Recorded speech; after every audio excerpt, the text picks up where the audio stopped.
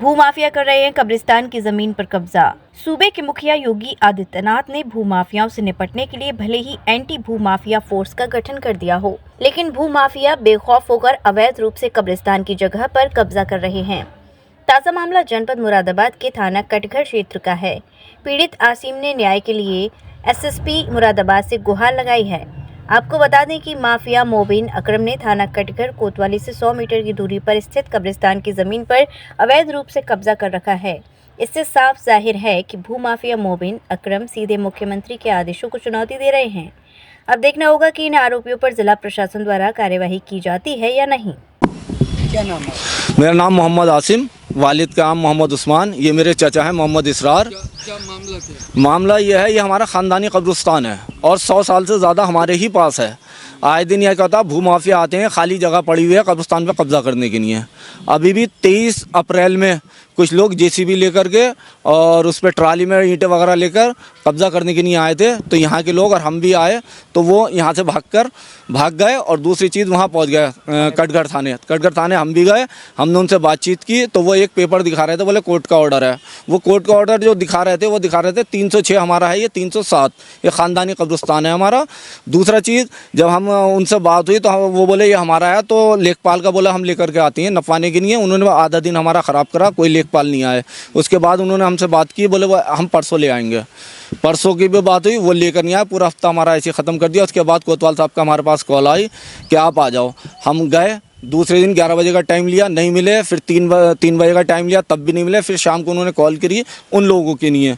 जब हम वहाँ पहुँचे, हम अपने पेपर लेकर के पहुँचे, पेपर हमने दिखाया, उन्होंने हमारे पेपर नहीं देखे। उनका पेपर एक लिए हुए हैं जो वो 306 है, इससे हमारा कोई मतलब नहीं है। ये कौन लोग हैं? सब भू माफिया हैं जिनका जो है ज़मीनों पर कब्जा करने का मामला है, जिसमें एक नागफनी पे है अकरम और दूसरा बबलू है, ये है जामा मस्जिद पे लड्डन वल्द।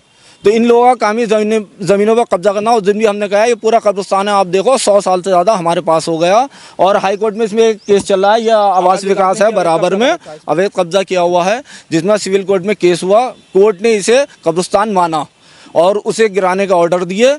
जब गिराने का ऑर्डर हुए तो इन्होंने हाई कोर्ट में अपील करी आवास विकास ने कि इसे गिराने से रोका जाए। तो यथास्थिति का रहा है, वो अभी भी ऐसी है। ये हाई कोर्ट से भी अलग हट करके काम कर रहा है। हमने बात की, अभी भी हमने यही अभी एक अकरम नागफनी के हैं, इनका काम ही ज़मीनों पे कब्जा करना। एक जामा मस्जिद पर है बबलू वल लड्डन, इन लोगों का काम ही है। और उस दिन भी ज़बरदस्ती कब्जा करने आए थे, बहुत शोर शराब हुआ, तब यहाँ सर गए हैं। एक सवाल मेरे गेट कटघर सामने जी ऐसे साहब ने हमसे ये कहा, हम अभी भी गए थे, लगभग 3 दिन हो गए जब हमें बुलाया। मामला 23 तारीख का है, 23 अप्रैल का। तब उन्होंने ये कहा 2 तारीख में, तब इन्होंने ये कहा कि भाई हम तुम नपवा, वरना हम इन्हें ऑर्डर दे देंगे इसे बनाने का। और उन्हें हमारे कोई पेपर नहीं देखे। हमने उन्हें ये भी बताया कि ये जो कब्रिस्तान है 307 है, एक 299 है और एक 312, लेकिन मौके पर 307 है और वो दिखा रहे हैं हमारा 306 उधर है। उससे हमारा कोई मतलब नहीं, बल्कि हमारी और बराबर में 1500 गज ज़मीन इसमें है मैदा मिल में, जिसका हमारे पहले भी ऑब्जेक्शन उठाया हुआ है। और ये वफ नंबर 772 है, 100 साल से ज़्यादा हमारे पास हो गया इससे।